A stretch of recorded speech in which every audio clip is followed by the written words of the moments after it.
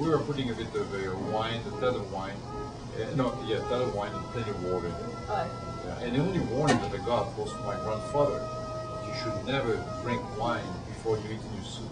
oh, I see. What is it? That's You know why? Why is that? It's basically because you shouldn't have wine on an empty stomach. Well, that's true. That's true. So anyway, so you found Portugal, you found the land, and that was 1972, or? 1972, yeah, we found the land in 1971 and we started Portugal back in 1972. At that time I was still a consultant based in France, and in April 72 I was asked to come back to California to help in the definition of the Winery Vineyard project. And so I came for a couple of weeks, and those couple of weeks have lasted until right now, 30 years later, 48 years later. Okay, well that's really interesting. Now, in Bordeaux, did you grow up knowing a lot of people who become celebrity chefs today, who open 3-star Michelin-rated restaurants? No, in Bordeaux, in those days, much of the entertainment was in the chateau. Oh, So everybody had a chef or one or whatever, and they were doing it was home cooking mostly. There were very few restaurants in Bordeaux in those days, very few. And the restaurants couldn't survive because people were entertaining at home because all the wines were in the chateau. right. So, and in France, you really take your wine to the restaurant. You do think you're one? You do really. Oh, wow. Yes, they don't like it.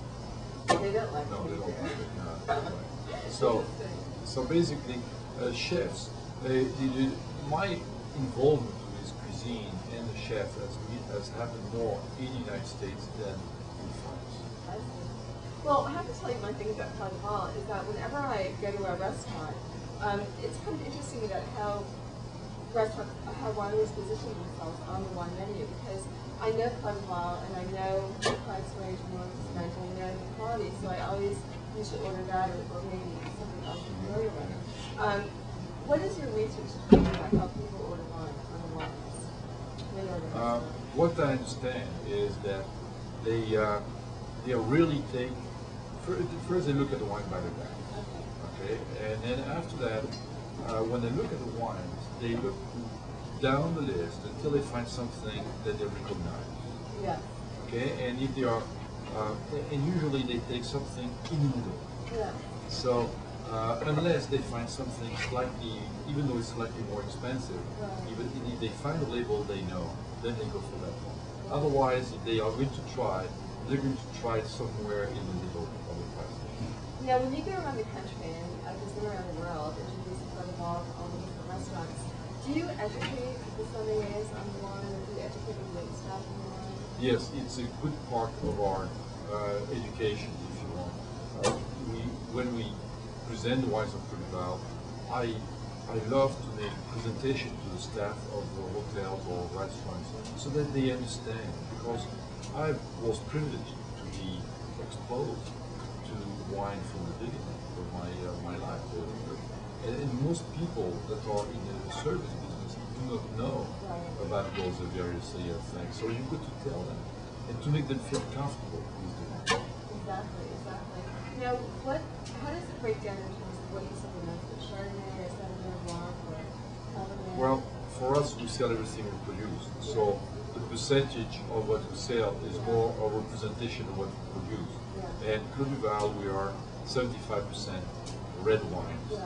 And so we sell more Cabernet Sauvignon, Merlot, Zinfandel, a little bit in some Chardonnay. But basically, I would say 25% of our production is Chardonnay and 50% of our production is Cabernet Sauvignon. So that's pretty much the ratio. Well, I was surprised today by, we had a tasting lunch at one of the restaurants in Boston called Radius, and I had the Sauvignon Blanc, and I was knocked out by that. I don't usually like white wines that much, especially winter, but it was very different from the Australian white, Yes. Sauvignon Blanc. Yeah. What do you think is the reason for that? Well, I was saying that the philosophy of winemaking that Tantoni Vineyards has, in fact, that was the Sauvignon Blanc of Tantoni Vineyards, its philosophy is that wine is meant to go with food. It's very similar to the philosophy of Portugal. And in that case, what they are not trying to extract the maximum character of the Sauvignon Blanc, they are trying to make the wine as charming.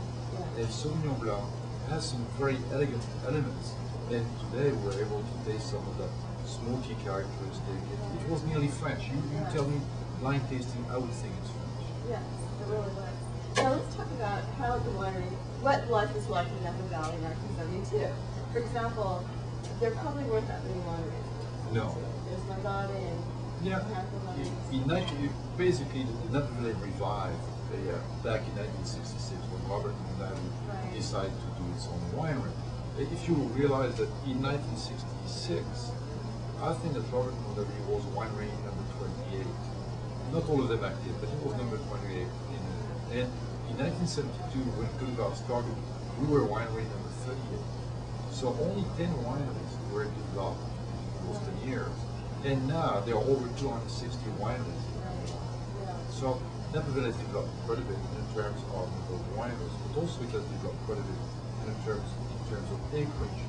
And for example, when I first arrived, Napa Valley was about 10, 12,000 acres.